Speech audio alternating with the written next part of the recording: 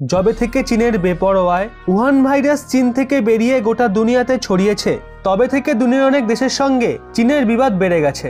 নিজের দেশে চীনের হুয়েইয়ের 5G ব্যান করা হোক বা চীন থেকে নিজের ম্যানুফ্যাকচারিং প্ল্যান্ট অন্য দেশে শিফট করা হোক, গত কিছু মাস ধরে দুনিয়ার অনেক দেশ চীনকে আর্থিকভাবে সম্পূর্ণ ক্ষতিগ্রস্ত করার চেষ্টা করছে। ওদিকে গালওয়ান ঘাটির সংঘর্ষের পর ভারত ওই সমস্ত দেশগুলোর মধ্যে সবথেকে বেশি চীনের ওপর সার্জিক্যাল স্ট্রাইক করেছে।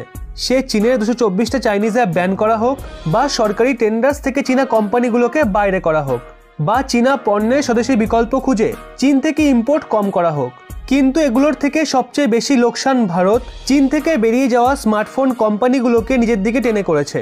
আর ভারত সরকার এই কারনামা নিজের PLI স্কিমের মাধ্যমে করেছে। PLI স্কিমে অন্তর্গত নিয়ম দ্বারা ভারত সরকার 16টা ভারতীয় ও বিদেশি স্মার্টফোন কম্পোনেন্ট বানানো কোম্পানিগুলোকে বেচেছে, যাদের সরকারের পক্ষ থেকে 4 থেকে 6% সাবসিডি দেওয়া হবে। ভারতীয় সরকারের পক্ষ থেকে এই সাবসিডি সব ধরনের বিক্রয়ে দেওয়া হবে। সে কোম্পানিগুলো ভারতে স্মার্টফোন বেচুক বা এক্সপোর্ট করে দুনিয়ার যে কোনো প্রান্তে গিয়ে বেচুক। ভারত সরকার এতটা সফল হয় যে চীনে অবস্থিত অ্যাপেল মোবাইল ফোনের 11টা ম্যানুফ্যাকচারিং ইউনিটের মধ্যে 9টাই বেরিয়ে ভারতে আসছে। এর সঙ্গেই ভারত অ্যাপেল, স্যামসাং, লাভা, মাইক্রোম্যাক্সের মতো অনেক কোম্পানিকে বেচেছে। কিন্তু এই স্কিমে অ্যাপ্লাই করার পরেও একটাও চাইনিজ কোম্পানিকে বেছে নেওয়া হয়নি।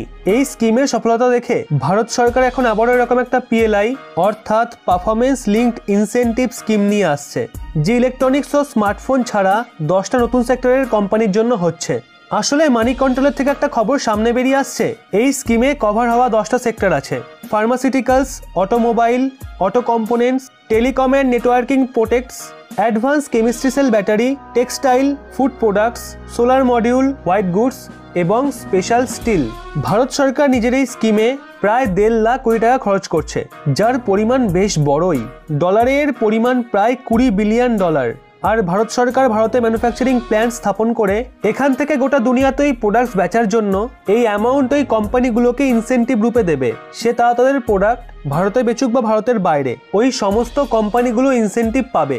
এই স্কিমের বিশেষ ব্যাপার হলো এখানে অনেক জরুরি সেক্টর কভার করা হয়েছে, যেগুলোর জন্য ভারত আজকের সময়েও চীনের ওপর সম্পূর্ণরূপে নির্ভরশীল। যদি স্মার্টফোনের PLI স্কিমের মতো এই স্কিমটাও সফল হয়, তবে এক ঢিলে 2 পাখি শিকার হবে। এক তো চীনের ওপর ভারতের নির্ভরতা শেষ হয়ে যাবে আর আমরা সম্পূর্ণভাবে আত্মনির্ভর হয়ে উঠব। দ্বিতীয় হলো, যখন ওই সমস্ত কোম্পানিগুলো ভারতে নিজের অপারেশন শুরু করে দেবে, তবে ওই সমস্ত সেক্টরে তৈরি হওয়া গাড়ি থেকে সোলার প্যানেল এমনকি স্টিল প্রোডাক্টস পর্যন্ত গোটা দুনিয়ায় এক্সপোর্ট হবে।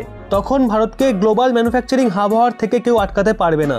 শুধু সরকার করলেই হবে না, যদি গালওয়ান ঘাটিতে শহীদ হওয়া সেনাদের জন্য আপনার বিন্দুমাত্র কষ্ট হয়ে থাকে, তবে চীনা পণ্য 100% বহিষ্কার করুন আর স্বদেশী পণ্য আপন করুন। পারবো না আমরা এরকমটা করতে? অবশ্যই কমেন্টে জানান। আর ভারত সরকারের এই PLI স্কিম নিয়ে আপনার কি অভিমত, সেটাও নিচে কমেন্টে জানান।